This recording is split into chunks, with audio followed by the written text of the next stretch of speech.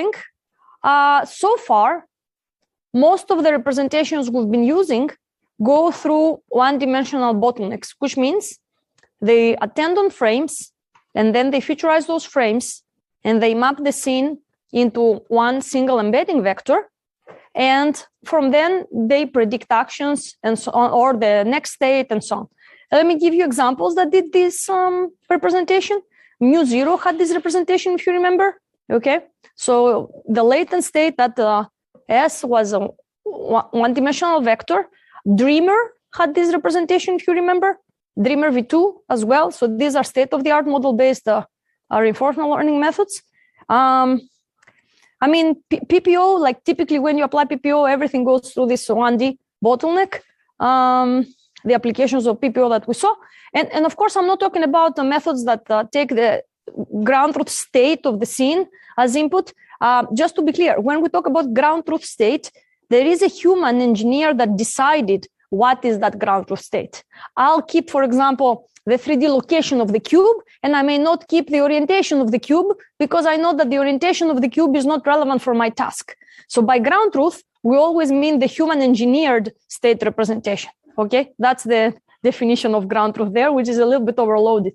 But so this is not what we're talking about today. Today, we're talking about learning to behave from pixels. And in these type of works, as I said, many approaches go through these 1D bottlenecks. We had half a lecture and where we discussed models that actually don't do that. You remember when we mentioned graph neural networks? So when we mentioned graph neural network, we said, oh, the scene will come in and I'm not going to condense the whole scene content into 1D vector.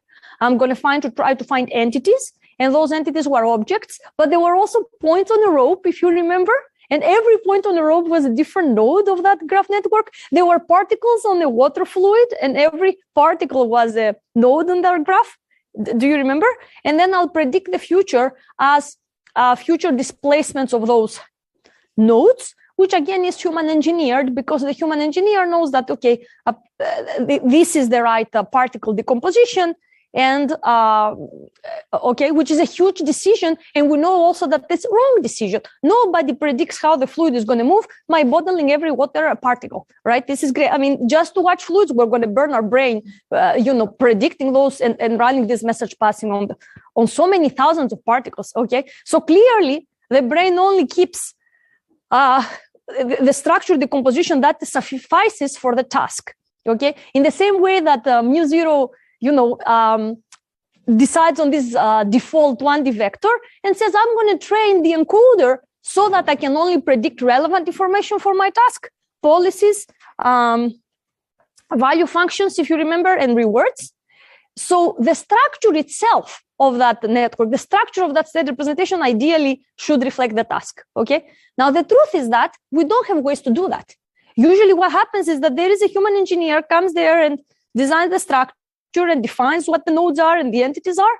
There are not many works that say, oh, this structure needs to be inferred. And look, I have this framework that can figure out what the nodes are for this particular task. And look, for each task, those nodes are different. And I have an automatic way to adapt to the structure. Do you see? Not many people have looked into this question precisely because just condensing the scene in 1D vector works very well within domain. Like, for example, we can solve AlphaGo with mu0, right? We can solve Go with mu0, correct? Yeah. So now, any questions so far? Okay. So the truth is the following. For robotic manipulation specifically, a lot of works you may see, instead do not do that because they know that they cannot generalize. We have seen transporters. Transporters, they don't have a 3D representation, but if you remember, they had an overhead registration step, and then everything was working from overhead. So no matter what you had was your camera viewpoint, they would reproject the scene from overhead, and then they would feed this into the neural network to predict peak and place locations, all right? Now, in the more general case, people will not go to overhead, but may keep around the featurization, the three-dimensional featurization of the scene. And the reason is that the world is 3D, and what we see is a 2D projection of the 3D world. And a big problem that our brain solves automatically is how to go from the 2D projections to something that is the illusion of that we see the 3D world. Do you see? So I can imagine how things look from different viewpoints in this amphitheater, despite that in actuality, if I try to do a pixel accurate prediction of how the camera is going to see from that viewpoint, I won't be able to do it. Do you see? So a big question, a big open question, and here to see this is what the camera sees at every time step. Do you see? Very, very little things. And this is just such a boring scene. It's just a desk. And at every time step, you have very, very little information in the image. And the question is, what do we do? Well, in Atari, we decided what to do. We just concatenated 4 frames and feed them into a CNN. In Go, we also decided what to do. We concatenated, I think, either 32 or the other version was concatenated 150 frames, which is nuts. And they would feed it into a neural network. But the question is, does this suffice? So now this is the question. To handle multi-frame sequences. As the camera moves around, we have dramatic change of the camera viewpoint, dramatic change of what's occluded and what's visible, and so on. And I think it's really, really, remarkable how we humans are really not confused. You see, like I move my head, I'm totally not bothered. I have a very persistent representation of the scene, no matter how my head moves. Do you see? So this is kind of very important for a robot to be able to act under a moving camera. Okay. Now, on contrast, look at this is internet vision. These are videos that I have taken by a human director that was recording the game. You see, they follow what is this guy?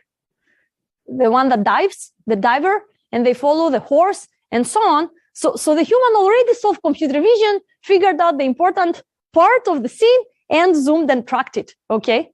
So there is a huge intelligence that goes behind of how to move the camera in the first place to capture the important part of the scene. And the interesting thing with the internet images is that it's not like you're going to see the nose of the tiger. You're like, oh, what is that? It's just the eye and the nose. What the animal is this? No, the animal is going to be centered in a very, very convenient, framing, etc. What we call the photographic bias. There is a photographer, a super intelligent agent, the human photographer that goes and takes a picture for you, and then you feed it to the CNN to do the very simple task of saying tiger. Do you see? But going from a huge jungle where the tiger is sitting in a small little place to such a correct framing is already a very challenging problem. Okay, and so far, yes, so most of object detectors out there, they focus on the visible pixels. So all of us understand this picture as a cat behind the fence. Okay, that's how we understand it. So look how deep and subtle is its interpretation. We don't care of saying, oh, for every visible pixel, I think this is fence, I think this is cat. No, we do what is called analysis by synthesis. We try to infer what is the 3D scene or 3D-ish, doesn't to be explicit, definitely not metric, a 3D-ish interpretation of the full scene. And then we project and we're like, yeah, I think it matches. Everything looks good to me. Do you see? So we generate the full scene to explain the 2D observations. Okay. So, and by the way, this is actually extremely important in the sense that right now, most of our effort is take this image, given the visible pixel, label it. Okay. While, I mean, neuroscientists suggest that the brain follows more generative approach. We're giving the 2D image, you try to infer the full scene, which if you project is going to match your observations.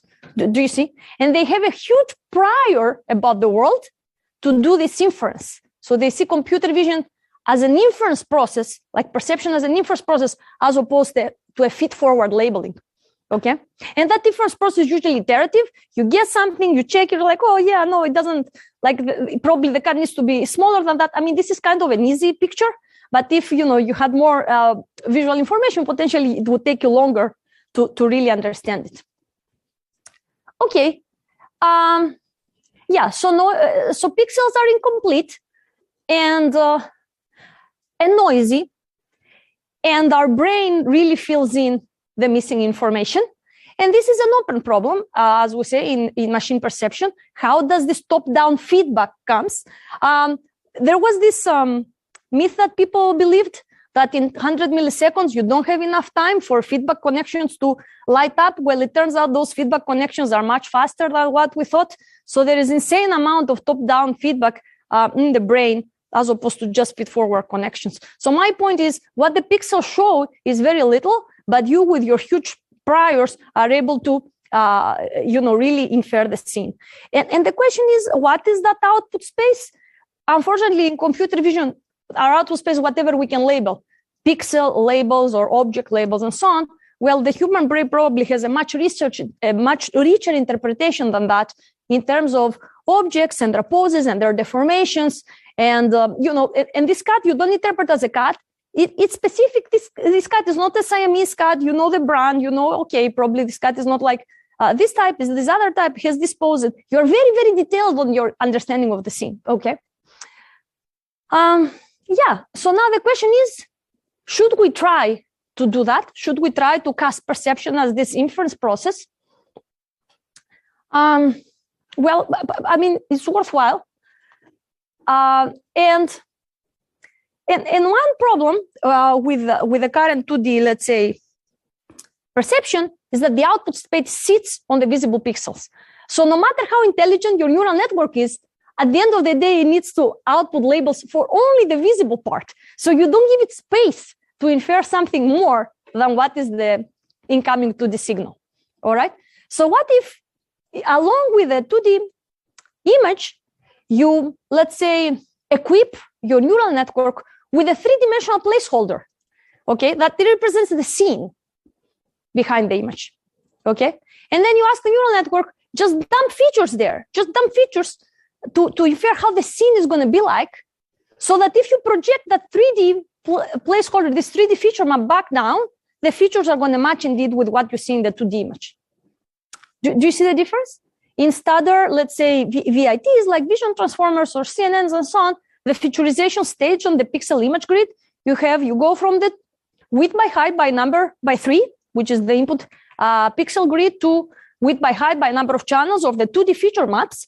And even if you want to imagine, let's say, the leg of the cat that is actually occluded, you don't have the space, okay? Because those features are actually specially anchored to the input pixels.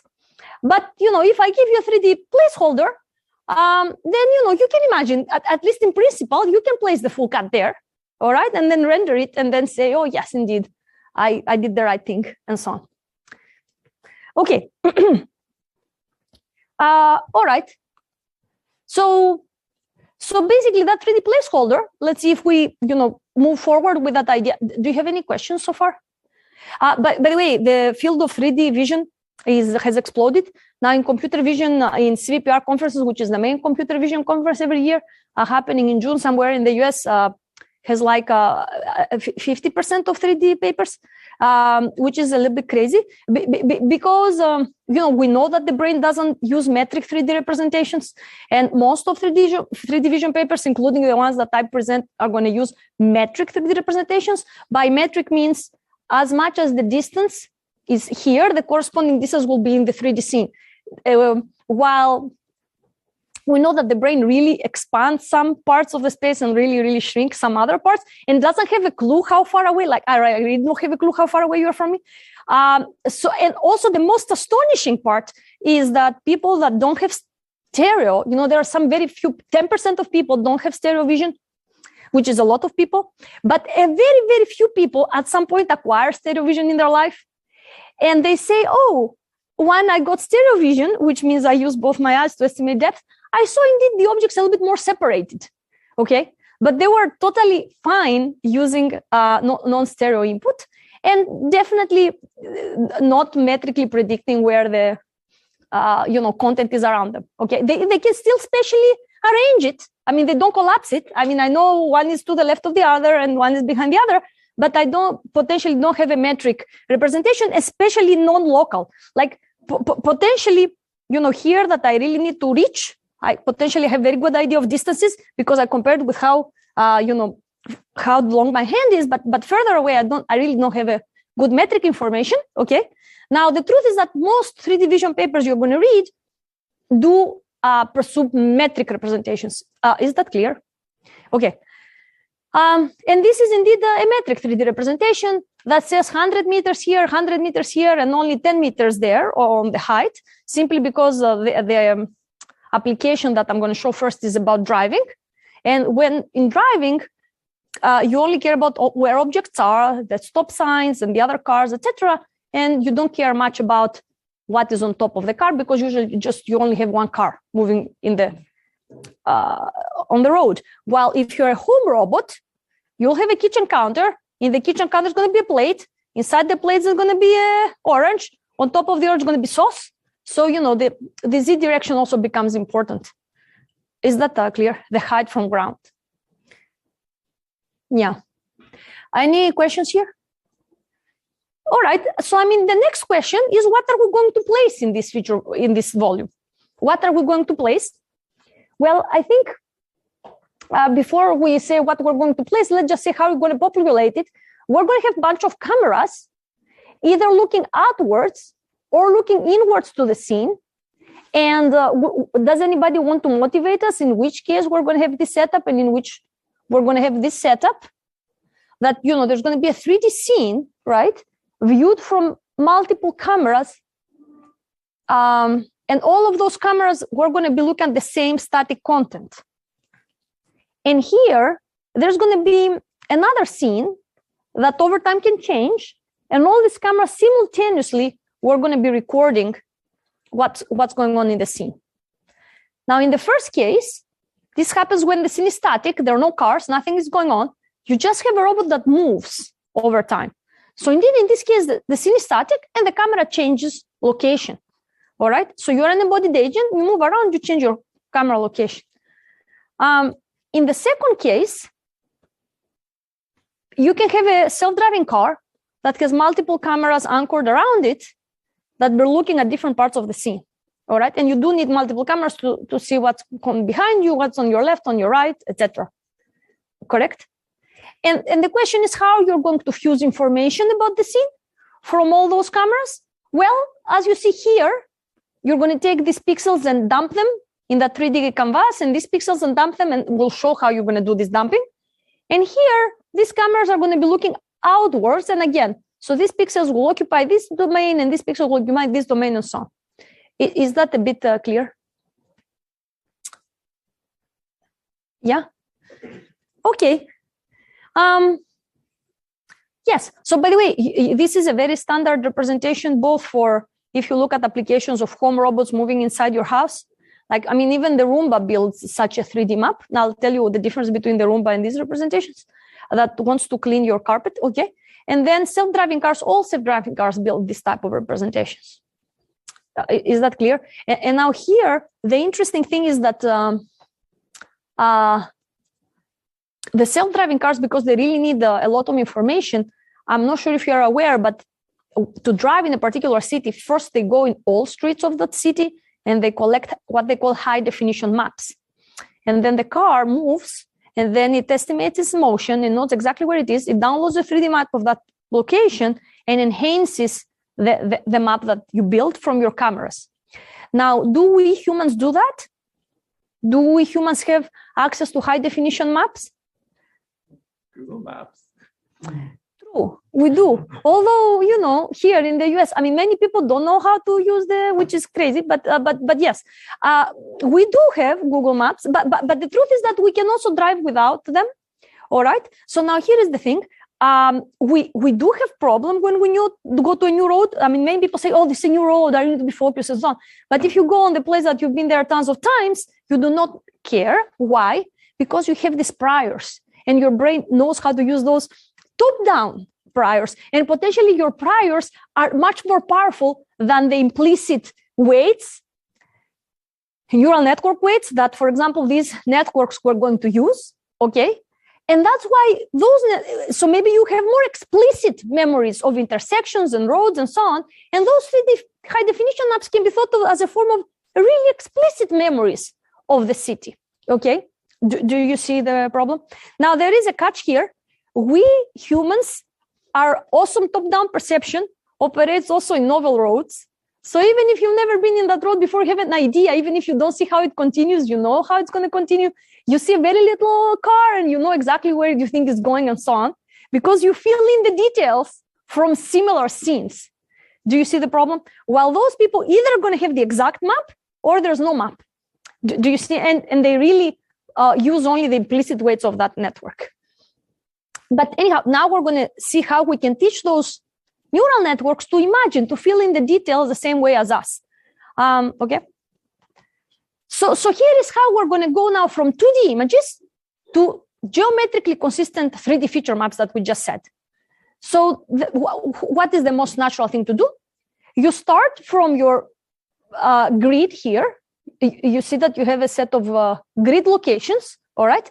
You project it down because you know the intrinsics, which means and the extrinsics where every camera is. You know that. This is called camera calibration. Okay, so your cameras are calibrated, you know exactly where they are, and you project the 3D location to the corresponding 2D location in the image. Okay, and then you have taken this image, you have featurized it, and you go and grab the feature vectors that in this location. And every 3D grid location will actually be projected in multiple images, correct? Do you agree? So you will have access to all of those feature vectors, which you can aggregate. How you can aggregate them? Well, you can do attention into them, what is called attention pooling, or you can just average them, which is called average pooling. All right, or you can do some fancier way. And all these methods, I mean, there are a gazillion of papers of what is called 2D to 3D feature lifting. How do you go from a set of images to geometrically consistent 3D feature volumes, whatever we see here, okay? And you can take any number of US inputs, exactly what we see, and featurize each of those images, and then aggregate those 2D features into this 3D feature volume.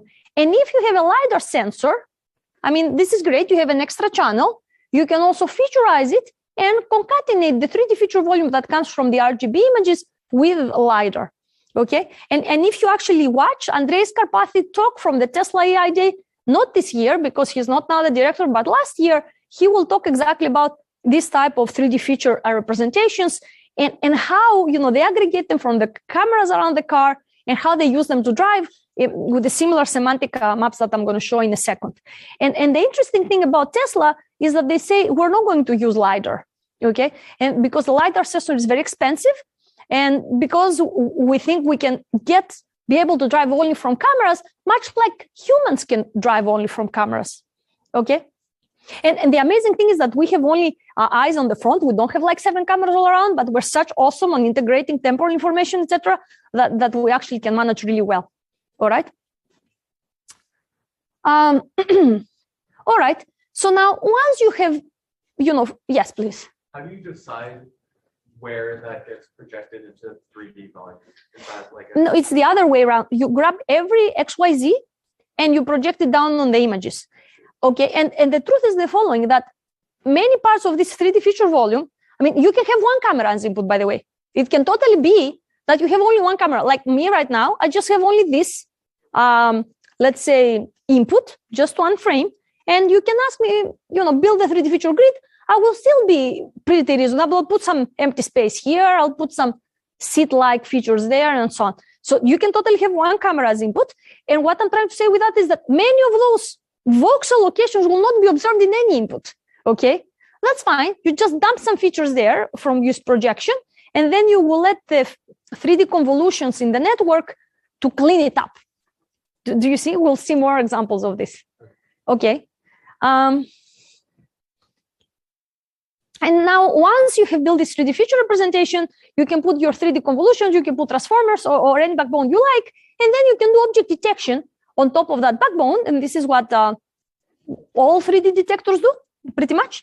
And you can train this supervised, all right? You have data much like you train a 2D detector, you can train a 3D detector because you have training data of 3D bounding boxes paired with images. Is this clear? And this is very, very important. In fact, 3D detection of cars oriented also, like which direction the car shows, is super, super great right now for driving companies. Most of the problems of self-driving cars are not on perception right now. They can do pretty insanely accurate detection of cars, lanes, stop signs, etc., etc. The problems is the common sense mistakes. Do I need to go? Do I need to wait? Why I got stuck there and so on. This type of things. Okay, do you see? Okay, and why? Because they have spent millions of dollars into annotations. In fact, Tesla, for example, has its own annotation, in-house annotation sub-company. They used to outsource them, but they realized how important they are, so they have their own annotation, let's say, department. And the reason they have their own annotation department is you don't want to just send images and say, okay, annotate those for me. You want to bootstrap yourself. You run your detectors, you see where the detectors are not certain, and ask selectively the annotators to annotate specific frames. Do you see? So it's a collaborative annotation between the machine and the humans. Okay. All right. Now here's the interesting thing. So this was supervised learning. Now, and one other thing you can do once you have those 3D feature representations is what we said earlier. We can render them down, right? The same way you lift 2D features to 3D, you can also take those 3D features and, render them down, again, by following the camera projection and then using some feature backbone to clean them up. The camera projection will tell you, for example, that if this is a particular 3D, let's say, a feature, that if you render it down, it should go in the same location, etc. Okay, and the interesting thing is that when you render, you don't need to render from the input image views. You can render it from unseen images. So somebody can ask my brain, oh, how the image will look like if I put the camera there. Okay, and the most straightforward way to ask this is, it will go grab a picture and will ask me, do you think that from that location, this is how the picture is going to look like? And I'll say, yeah, or I'll say, okay, this is definitely not what I expect to see this in that way. So basically, this type of predicting, let's say, unseen viewpoints, it's one of those pretext tasks that we called. It's something that you design on your own because you can move the camera, see what you saw there, and then ask the network to predict it. Okay, so you don't need human annotations to cast that. And the interesting thing is, much like other pretext tasks, we said it can help you learn good features. All right, that's it. It can help you learn good features. And now I want to compare these 3D representations that we discussed with 2D representations, like, for example, 2D RNNs or covalent stems and so on. So take 2 frames of a static scene and featureize them. And then this is the hidden state of a 2-dimensional STM, where, these convolutional STMs, where every grid location is wired with in the previous layer, the corresponding locations, as well the corresponding locations in the other time steps. The problem is, if you grab a particular physical point, like the handle of the coffee machine, this goes in specific locations on the 2D feature map, right? As the camera moves, the only thing that changes across time is the camera moves. So the handle is in a different pixel location, correct? And if you convolutionally aggregate information over time, then the handle is going to be all over in that aggregated memory. This is the problem, okay? So the aggregation is not geometrically consistent. Is that clear? Do you see? So basically how you aggregate with convolutional backbones is dominated by how the camera moves, okay? So if the camera moves abruptly, it cannot, a convolutional backbone with its inductive biases cannot really undo that operation and align the contents. It's just going to dump everything and then you're going to overfit. Because next time, at test time, I may go around even the same coffee machine with a different camera motion. You will never have seen that hidden state before, and you will not be able to predict anything sensible. All right? So this is what 2D models do. And now if you take that hidden state and you make it one-dimensional, and things are getting even worse, okay? Things are getting even worse. So instead, what happens with geometry-aware networks, okay, I forgot to change the colors of the, no, maybe this is fine, is the following, is that you account for the rotation and translation of the camera over time, and you take your 3D features and essentially undo it. If the camera moved to the right, you say, oh, make sure I put the features to the left, or undo the rotation, and then you aggregate them here. So it's as if you are running this SLAM, simultaneous localization mapping, in the heart of the network to really geometrically consistent, in a geometrically consistent manner, aggregate features. Okay? So view prediction essentially takes that network and renders it down, as you see. So if you give me a query viewpoint, which is a different viewpoint from that coffee machine, the first thing I'll do, I'll take this 3D feature map and rotate it to be able to have this camera view, like being really the viewing direction for the feature, and then I'll render them down and get the image. And now I'll show you some results. So this is a 2D RNN, okay, that looks at multiple viewpoints and makes the hidden feature representation in a 2D space. And then here is the query viewpoint, and then there is LSTM that renders the viewpoint, okay? So this is the scene representation network. This is the 2D conv LSTM that we said, and here is the rendering network. So this is a baseline. And if we compare that baseline with a network that actually aggregates in 3D, you will see the difference in generalization. So what am I showing here? Imagine that I have a scene of 2 objects, and I have 1, 2, and 3 viewpoints. This is my input, which means my robot agent moved in 3 different locations with its camera and took pictures, okay? And what we ask the 2 networks is to predict how the scene will look from different viewpoints, okay? So I go and make a viewing, essentially circle, and then I render the features to get images from my 3D feature map from all the different views. Is that clear? So what you see is that both the 3D network and the 2D LSTM do very well here, because you trained with 2 objects and you test with 2 objects. While if you train the same network and now you feed it 3 more objects or 4, you know, the 2D RNN still sees 2 objects, while the 3D network sees 4. Do you see? So the generalization outside of the training distribution is massive and natural, maybe the same way they say we humans can generalize, but in the other case, it really cannot generalize whatsoever. You see? And this is precisely the reason of what we just said, that the camera moves and the way features are aggregated is dominated by the camera motion, and the network needs to memorize all possible camera motions, which is simply impossible. And even if you memorize them in the 2D objects, you're going to give 4 objects and you won't know how to extrapolate. All right. So this is the geometric inductive bias. And the question is geometry what we need? It may not be, because there are recent transformer architectures which don't have any 3D bias, any camera estimation. You just fit the frames. Okay, but then instead of convolutionally aggregating them, every little patch attends to all the other patches. So what does this attention does?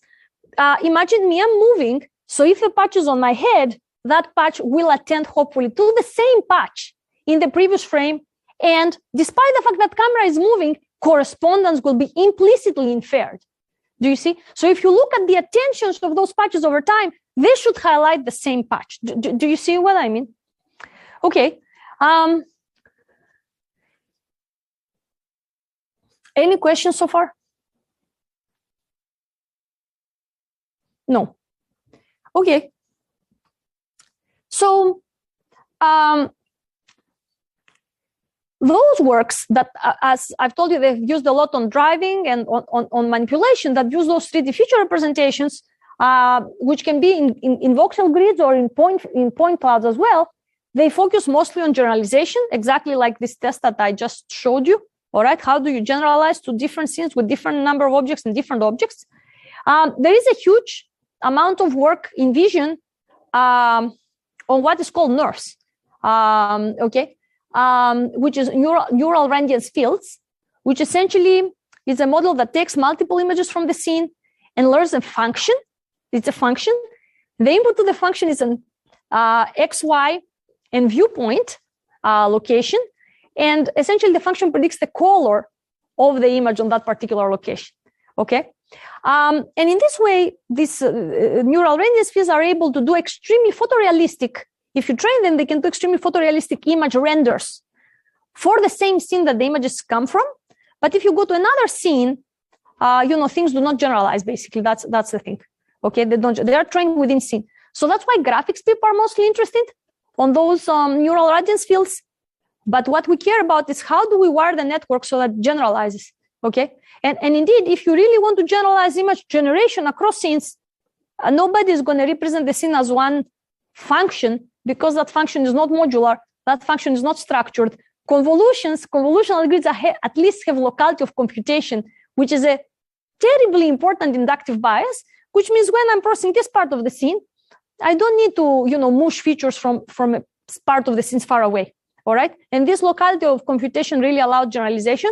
Now, attention inductive bias is even more flexible. That says I will only use as to update my features only the neighbors in my neighborhood that have similar features as me, and so on and so forth. And hopefully, the computation is really sparse. I really, really switch off attention to learn to switch off attention from things that are really not relevant to me and so on. Okay. So in any case, pre-training with RGB image renderings, what I showed helps the model detect objects better. And if you do contrastive prediction, what I just said earlier, go to another part of the scene, take an image, featurize it, and instead of generating pixels, you just do contrastive feature matching. You say, I want to make sure that the features on corresponding locations of the 3D feature tensor are the same, and features on non-corresponding locations of the feature tensor are far apart. Okay, so let me describe this in other ways. You can have a network that takes an image and spits out a 3D feature map out from this image. And the same network goes in the other image and again takes a picture and again makes a full 3D scene imagination as input given that image. You want those imaginations to be consistent in a contrastive sense, which means when you register them, like once you account from the camera rotation and translation difference, the features on corresponding IGA location should be low L2 distance, and features on non-corresponding IGA locations should have high feature distance. That's it. Now, the interesting part with those models is that although a 2D image is as input, the output space is a whole 3D scene, which means once you train them for this RGB prediction or contrastive prediction, what we're saying, then at test time, you can give one image as input and go and render features or images from all other viewpoints. And because you're training your network to imagine parts of the scene that it doesn't see, right? So view prediction, when you train a network for view prediction, it means I train the network to imagine parts of the scene that it hasn't seen, right? Because I give you this image as input, I ask you how things look in the back. So you are trained to really put in this 3D placeholder the right features to predict that image, okay? Is that clear?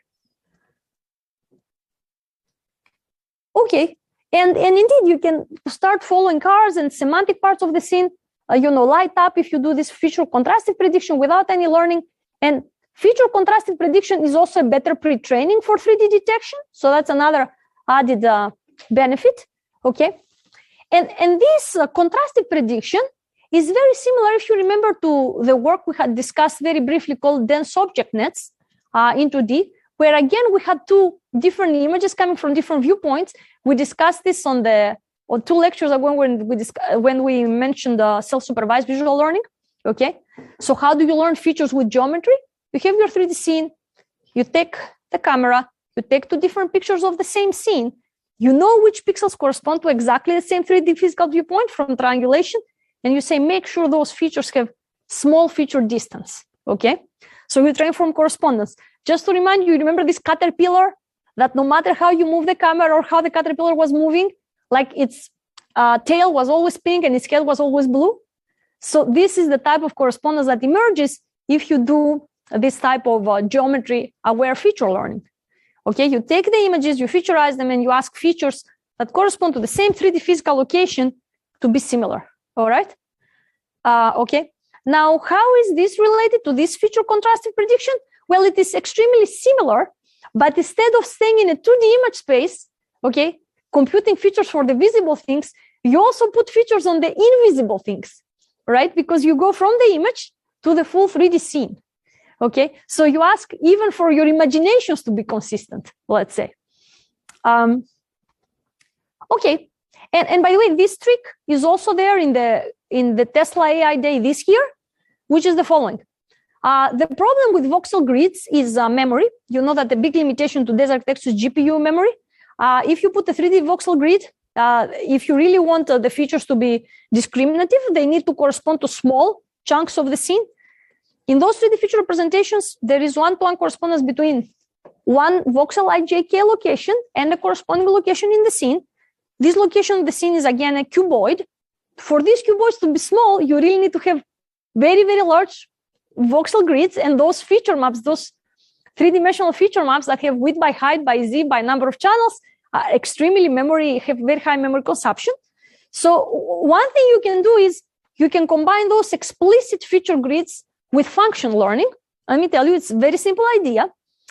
For every location, you will have a function.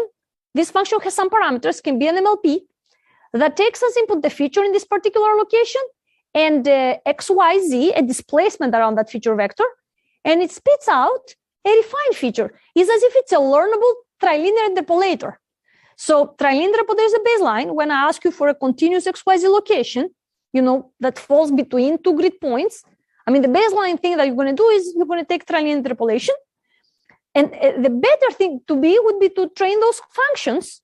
And those functions are trained to predict, any, through projection and so on, any pixel in the image, okay? And in this way, you can obtain, as we say, infinite resolution 3D feature maps, because you can ask for every XYZ location and you have a very high quality feature vector there. Do you see? And those functions can still generalize because, again, there is locality of computation. Each one of them cares only about the vicinity around the particular feature vector on the 3D feature voxel grid. Okay, these are what was called implicit functions. Previous work would use one implicit function for a whole scene. So you will say, here is my function, here's XYZ, what is the feature vector? Unfortunately, this does not generalize, but here, because it's a locality of computation, this function is parameterized by the vector in this corresponding location. Then you can train in one scene and test in a different scene, and those functions can still predict accurate feature vectors. And indeed, you see there is dramatic improvement between using the original feature grid and the updated refined feature vectors on your ability to track objects. Okay. All right. And point contrast is the most obvious baseline, which uses point clouds, color point clouds, and does not try to imagine the invisible. Okay. It just has a complete point cloud. And indeed, this is going to be the front depth map of everything the camera observes, and the back is going to be missing. And you can featureize that depth map and still do tracking using those depth maps, and you get 5% less, let's say, less matching. So here is what you can do now for driving. You can take that 3D scene and instead afterwards collapse the Z direction, and then you can train it to predict drivable area, lanes, other cars, and so on, using training data, okay? So of overhead images. Does this make sense? Okay, in fact, this is what people do. This is the standard thing to do in the driving industry, okay?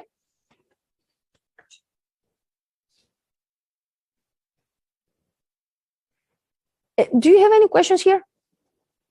Okay, so there has been a lot of different methods of all those networks. For example, are, let's say, ways of lifting features from 2D to 3D. Okay, this is the lifting process I told you that is very simple. You can do a lot of fancy methods, but even the simplest one works really well.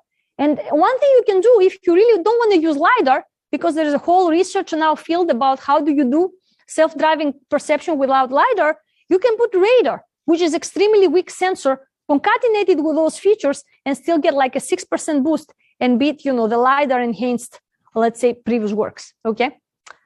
All right, so this is the first chunk of the talk that I wanted to discuss, how we can use 3D feature representations for driving, and how, those 3D inductive bias or geometrical inductive bias give you better generalization as opposed to convolutional or LSTM or RNN backbones for video perception.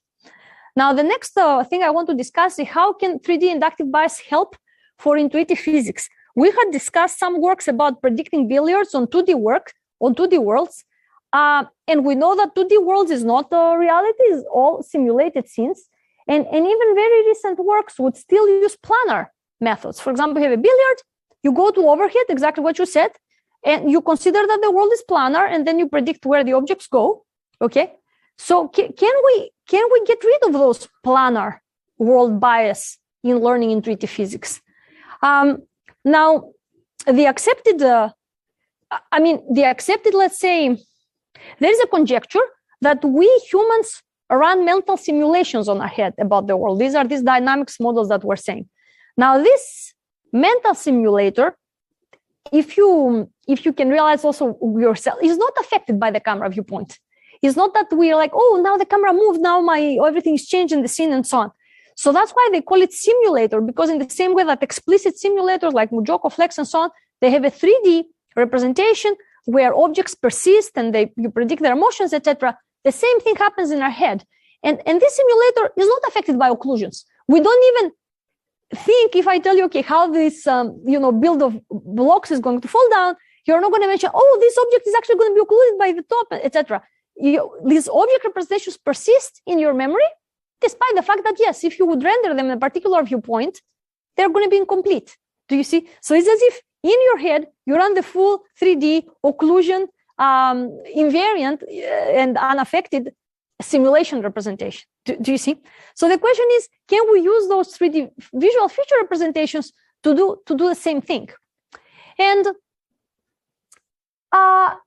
object permanence is very important. Objects do not cease to exist when they get occluded, while in the 2D image they will always disappear. So here is one thing you can do. So you can start with the input image, whatever you see here, and what you can do is you can run this 3D feature lifting that we said and go from a particular image to a 3D feature map of the scene. In that 3D feature map, you can detect the objects, and now you can build your graph network, much like the same technology we saw on this earlier lecture, in the 3D scene instead of 2D, all right? So basically, the input is 2D, it's just a 2D image, but your imagination and reasoning about how the world works is in a 3D latent space, okay? And, and here is, you can see the imagination of the network. So, this is what happens in the input, but then the network is a full, complete 3D feature representation of what's happening that persists despite occlusions and so on.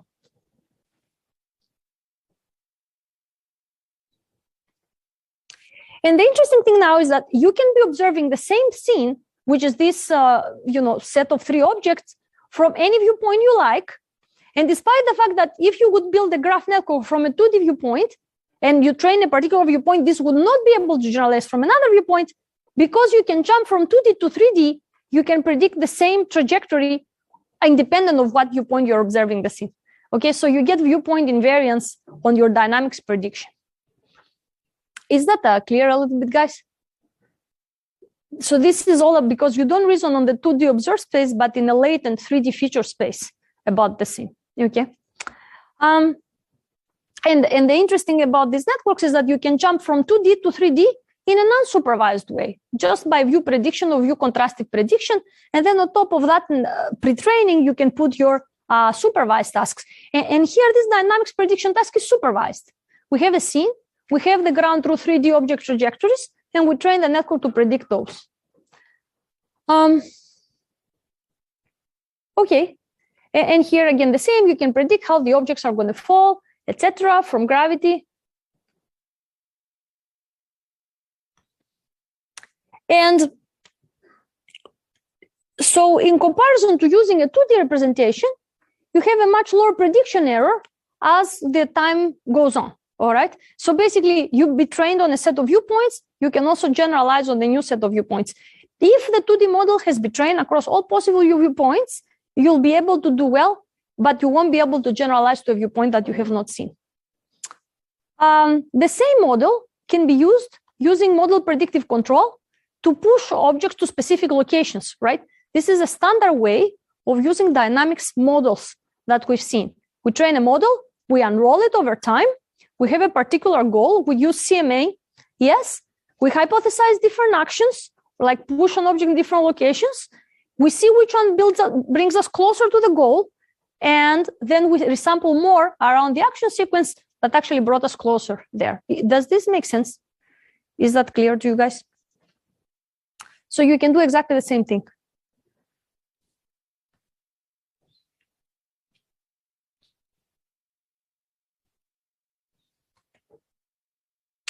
Yeah, so here is the question of generalization. So far in the course, we have always focused on one environment. We never worried about what's going to happen in a novel environment, right?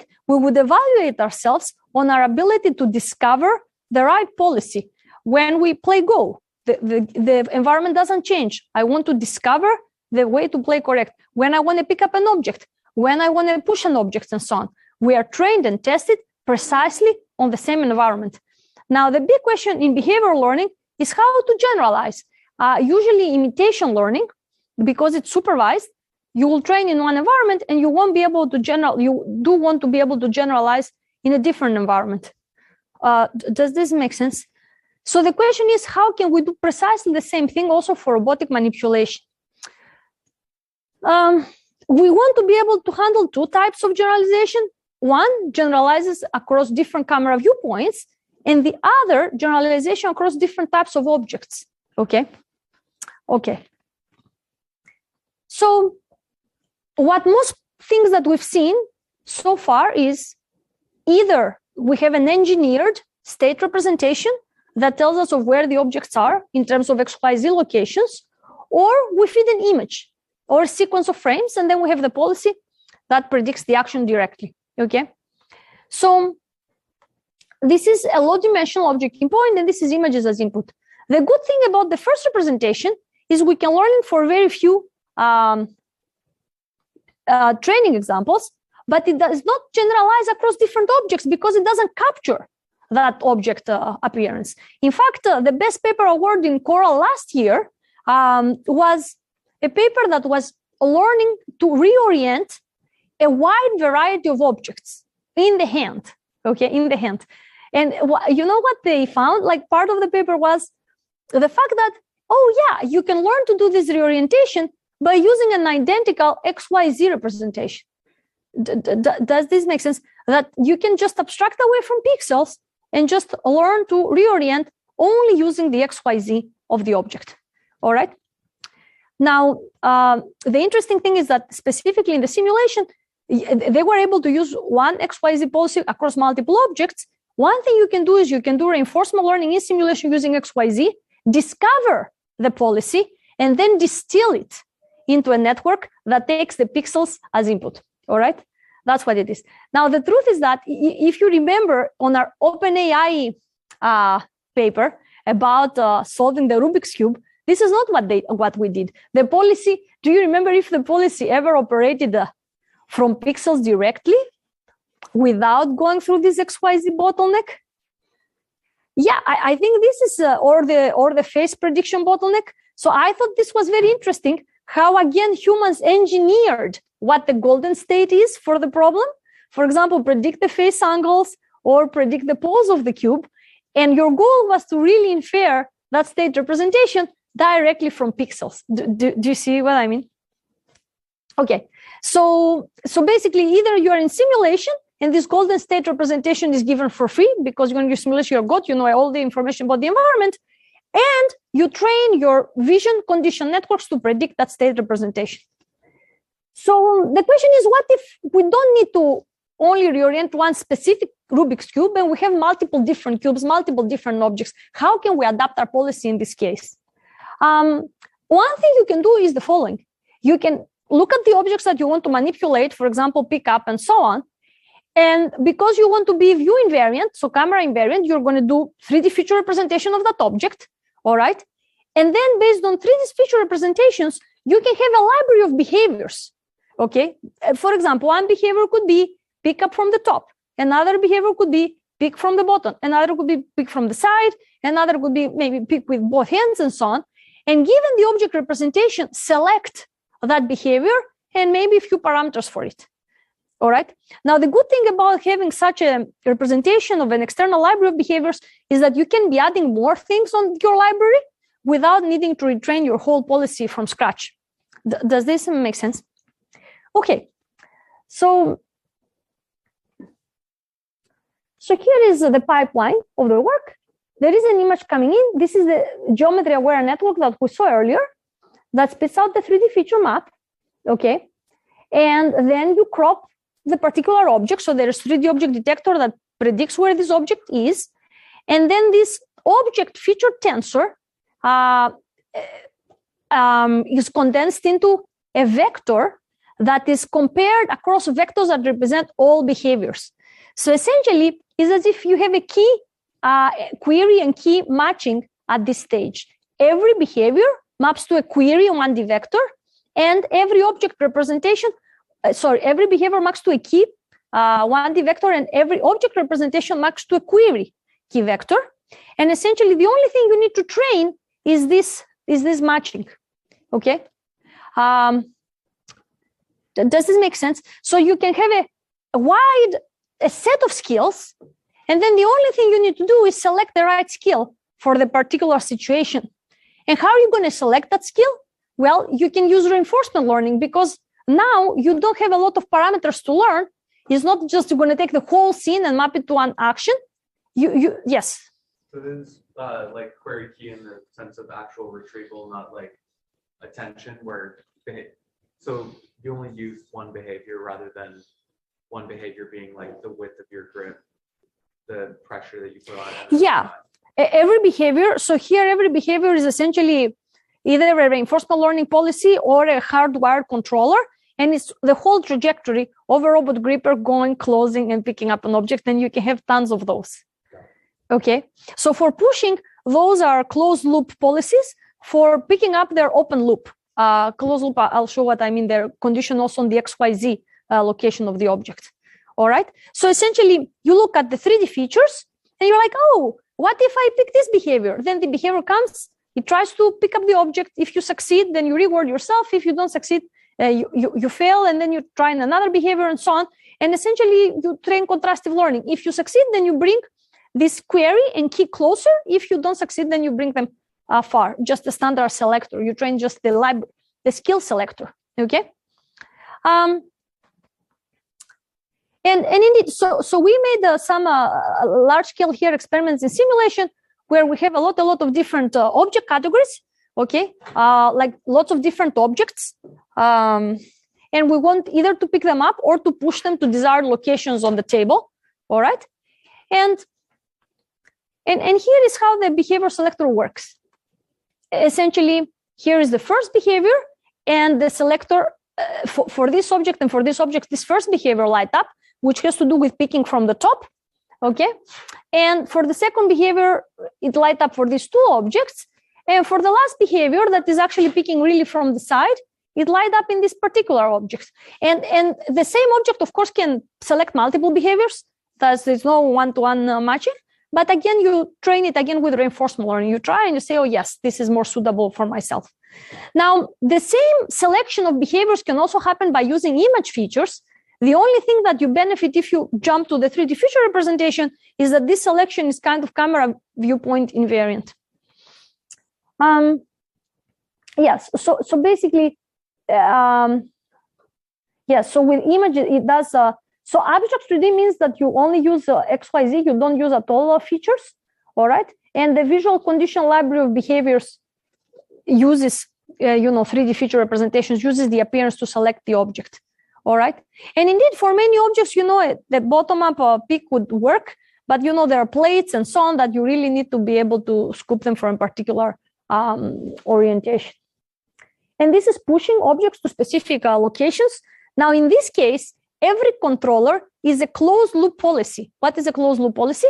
That attends on the object, infers its XYZ, and spits out a different action. In the previous case of picking up objects, right, of grasping, behavior was just a hardwired trajectory, okay? And here is just a closed loop policy that you train with reinforcement learning, 4 different object configurations, and then you just select the correct one once you go to novel objects, all right? So essentially, this query key retrieval group set of objects that can be manipulated from the same type of controllers.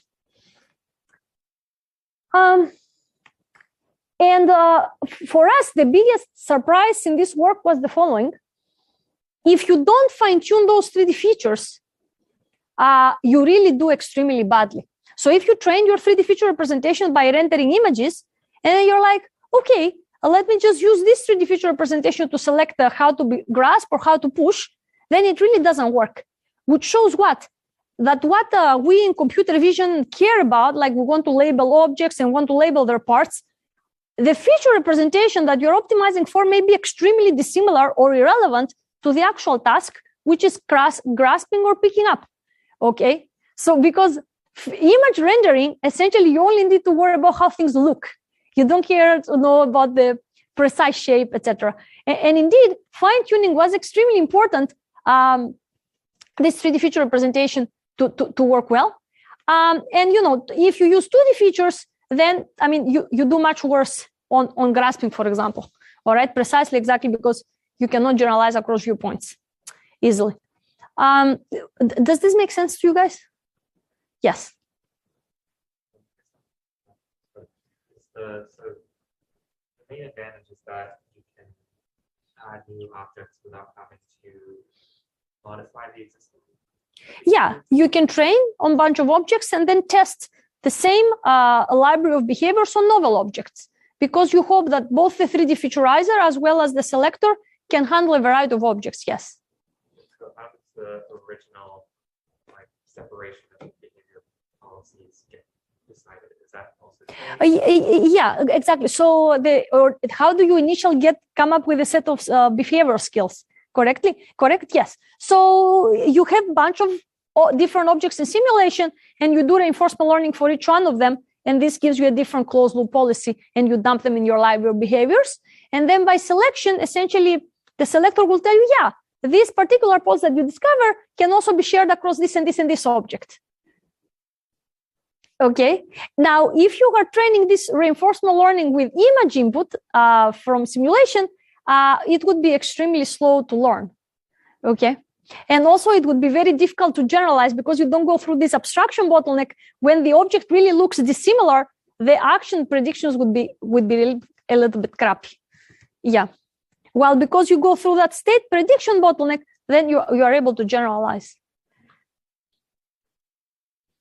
I also found it very interesting how, in principle, for orienting the Rubik's Cube, somebody can train to fit the pixels and directly predict, the actions, let's say, okay? But again, you go through a state abstraction bottleneck of predicting X, Y, Z, and the face angles and so on.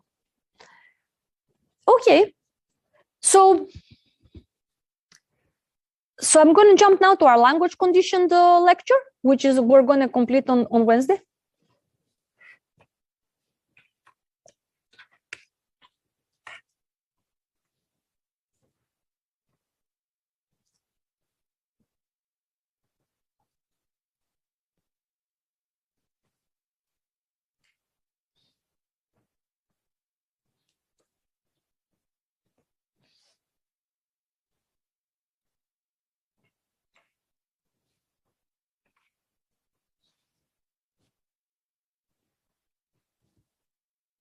Okay, so I wanted to discuss first about what does it mean to understand spatial language for robotic scene rearrangement. Okay, so this is a recent work that some collaborators did, and but it touches on many different baselines. So this gives us the opportunity to also revise the related work. Okay, so just a sec.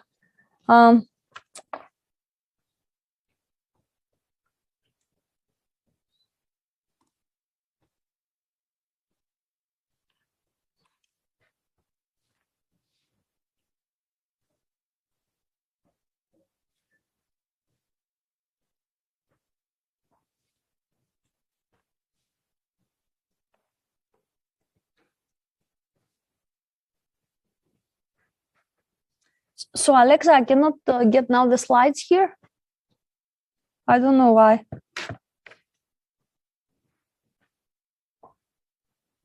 Oh, it says no signal. No, okay, I got it. Okay, perfect. Cool. It just takes a second. Yeah, okay. So what is our task here? So here's the task. You have a scene, and then you have an instruction that tells you how to rearrange the scene. Rearrange all the fruits in a circle inside the plate. Okay, and here is the visual scene, and you want this to give to your neural network, and there should be a robot also that needs to have end effectors, because otherwise how you're going to move around the objects, so that it will pick the right objects and put them around the plate. Is the motivation clear? Okay. Yeah. So what are baselines? Who would like to think about some baselines to address this problem? I mean, the most obvious baseline that comes to me along the lines of policies that we've seen in the course will be a goal condition policy. We're just going to put a general model that's goal condition, and the goal, instead of being an image, will be, or an XYZ location, even worse, that we've seen in our course so far, will be this language description. So I can be a big transformer that consumes that language, consumes the visual scene, okay, and then somehow magically spits out the actions about which objects to pick and which objects to place. And, you know, I can, inspired by the transporter networks, I can bias the action space to be pick a particular object or place for a particular location, right? I can have two heads that the network can select. So either I pick now, either I place. What do you think about this? Does this make sense to you? Okay, I agree with you. So what are possible, let's say, problems that we'll see about this direct mapping from language and vision to actions? Yes. You'd probably input this language instruction into like some transformer model or language model and get like a vector representation, but then that loses a lot of the like discrete correlation between fruits and the objects in the image. Great. So then here's what I'm going to do. I'm not going to condense the language input in 1D vector.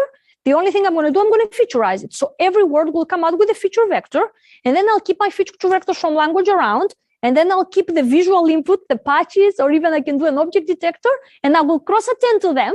And then hopefully this amazing transformer will also learn to associate, let's say, fruit to the corresponding fruit in the image. Do you like this? It's better. This is better. So we'll do this architecture that we just agreed with your colleague. Okay. Now, this sounds perfect, by the way. What are the possible problems? Now, let me tell you what I think. Other people, but this sounds much better, right? Do you agree? Great. Okay. Now let me tell you something. We humans, and actually this was a very interesting realization we realized in 2020, that what that means to ground language. You may say, oh, I can ground language if you mention an object and I can find the bounding box in the image, right? This is language grounding. I can ground an instruction if you give it to me in a scene and I execute that instruction, correct? But the truth is that even if I don't have any hands, okay, I can still understand what you're telling me about. What if you were telling me, rearrange all, let's say, the books on the plate? Then I would tell you, a book doesn't fit on the plate. What are you talking about? You see, I'm not going to do anything, but I understand what you mean, and I realize there's a problem. Or even worse, what if you tell me, rearrange all the fruits on the book? Then I'm going to like, what? I'm not sure. I mean, probably you're tired. Or the other thing is the following. I don't have any end effectors, okay, because intelligence can exist without end effectors. And somebody can give that instruction, and somebody else, another robot or a human even may do the thing, and I can look at it and say, this really doesn't look what I expected, okay?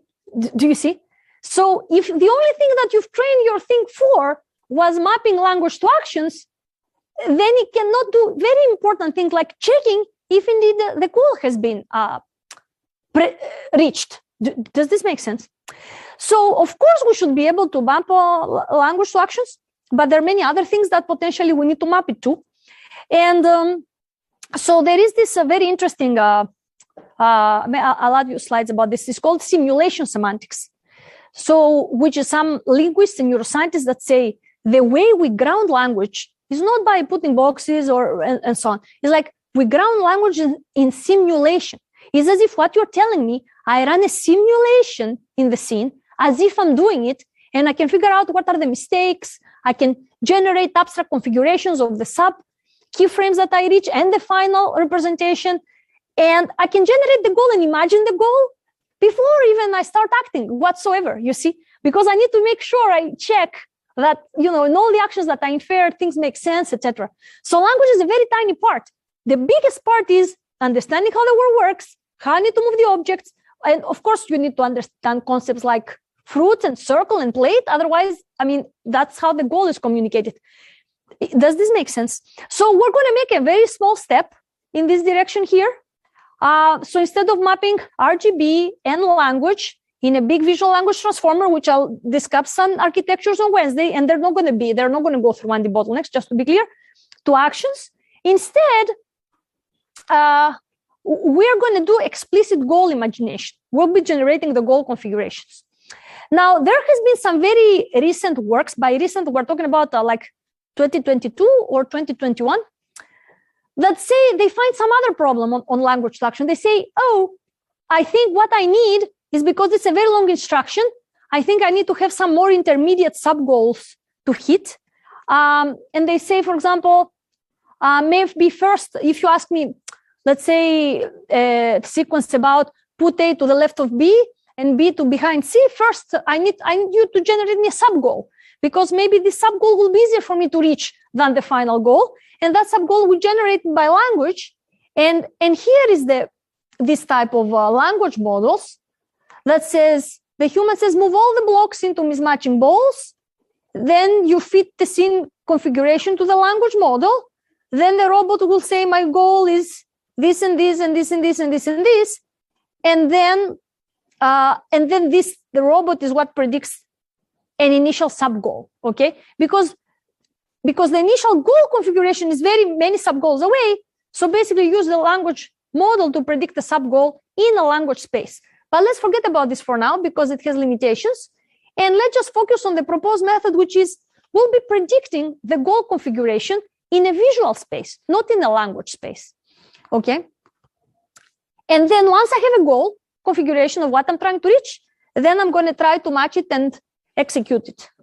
So how we're going to do the goal generation, by the way, this is a very big research problem. Generating images has worked well, but usually we generate from language. It's very hard to condition a particular scene, etc., etc.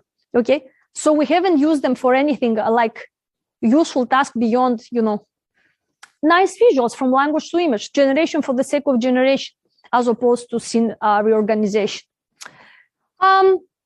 So here is one way that you can ground language. You can ground language using energy functions. What does this mean? It's extremely simple.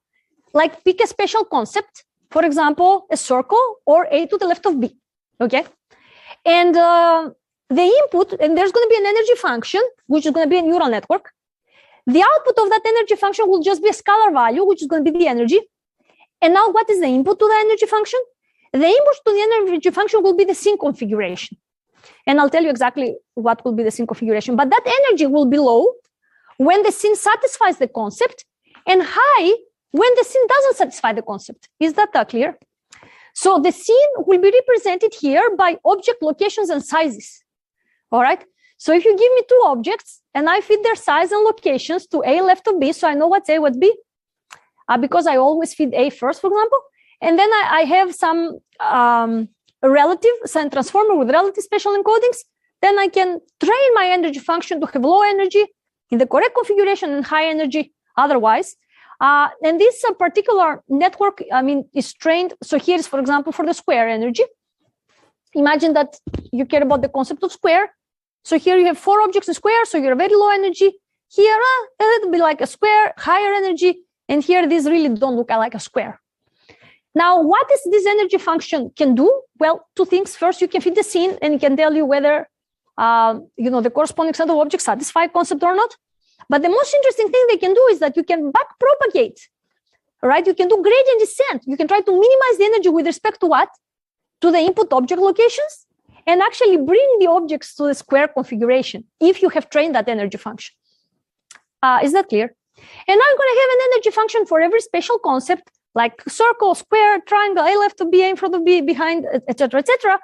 And if you train it here with the contrastive divergence, which means what?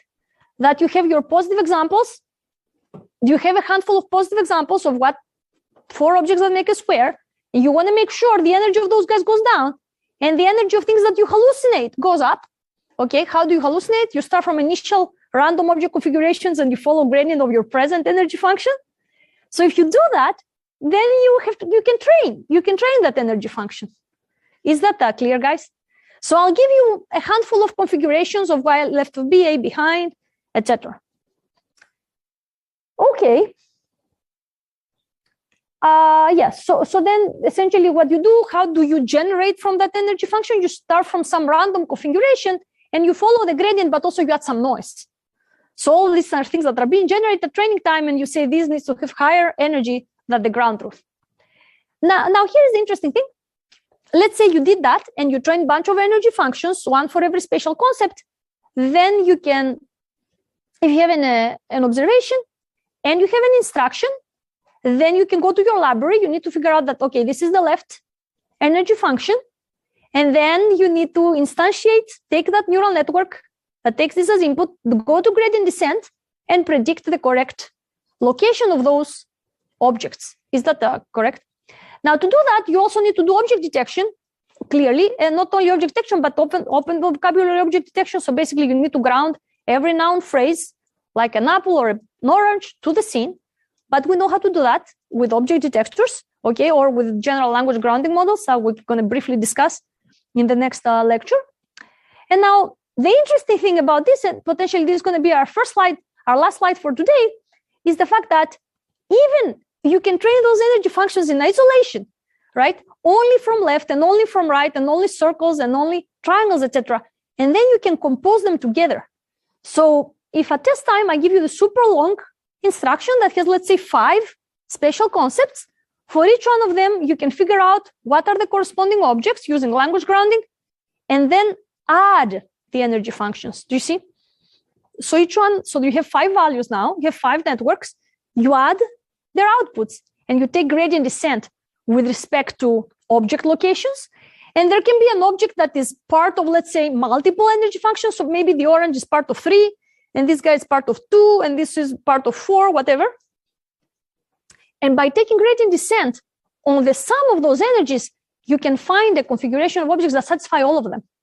So you have this, thanks to the composability of energy functions that I'm not sure if you remember, but we also had seen this in our maximum entropy reinforcement learning class, okay? Exactly. So in this way, you can really dramatically generalize to different configurations and so on. Okay, so please come on Wednesday. It's our last lecture. We're going to talk about more about language vision, what are the limitations of those models, and so on and so forth. There's a very interesting workshop in URIPS that took place on Saturday that you can check, which is called Foundational Models for Robotics. By foundational models, people to think about, the first thing that comes in mind nowadays is GPT-3 and all these big language models that are trained for internet-sized text with insane size of transformer networks with billions of parameters. So there you can see some of those models that use language. And there is a fantastic talk by Deepak Pathak, which I'll try to get the slides for Wednesday, that really shows that, this is not really where the problem is. To build better robots is not that we need better language models, and how we need to, put more attention of, really generating this library of behaviors across diverse contexts and tasks and so on. So please come on Wednesday. We're going to see some of this recent work on language, and we'll talk about some open problems, and then the course is going to conclude. Okay? All right. Thank you.